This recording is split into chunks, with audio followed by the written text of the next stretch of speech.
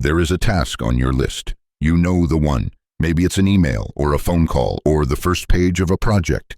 You know you should do it. You know it's important. But you don't. Instead, you check your phone.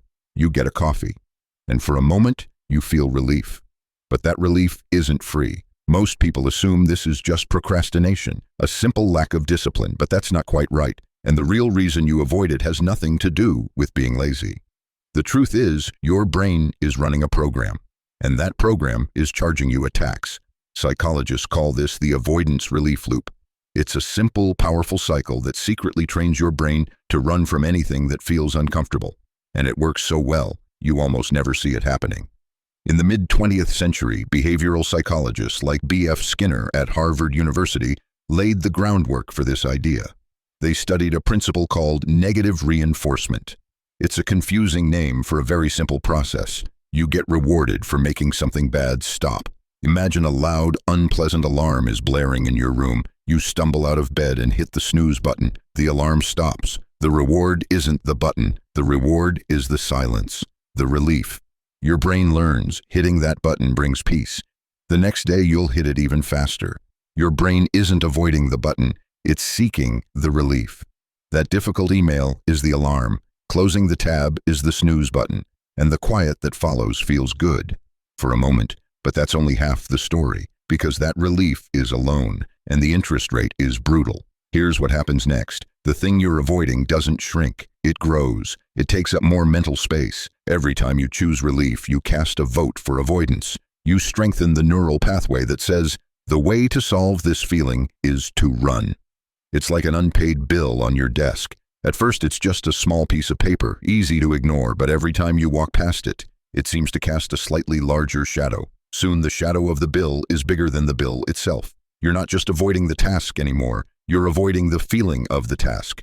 That shadow is the fear tax. It's the accumulated cost of all the small moments of relief you took out on loan. Researchers in cognitive behavioral therapy, or CBT, showed this clearly. In studies starting in the 1980s, they found that avoidance is the fuel of anxiety.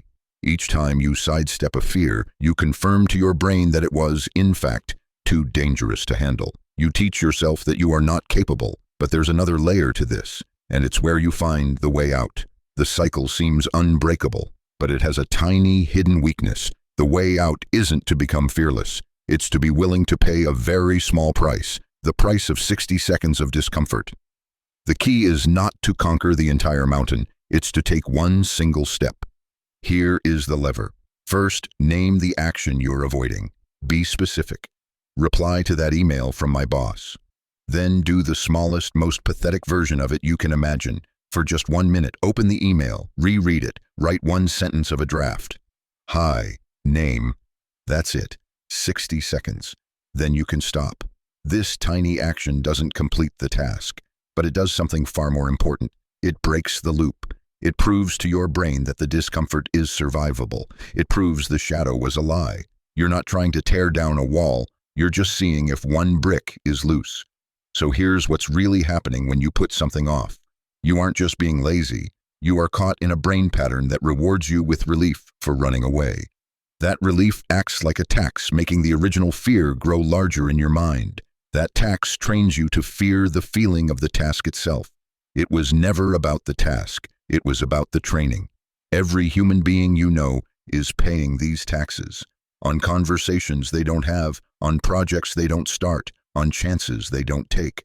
The things you avoid define the boundaries of your life. Every time you step back, your world gets a little smaller. The fear never goes away completely. But you learn that the bill for facing it is always, always smaller than the tax for running away.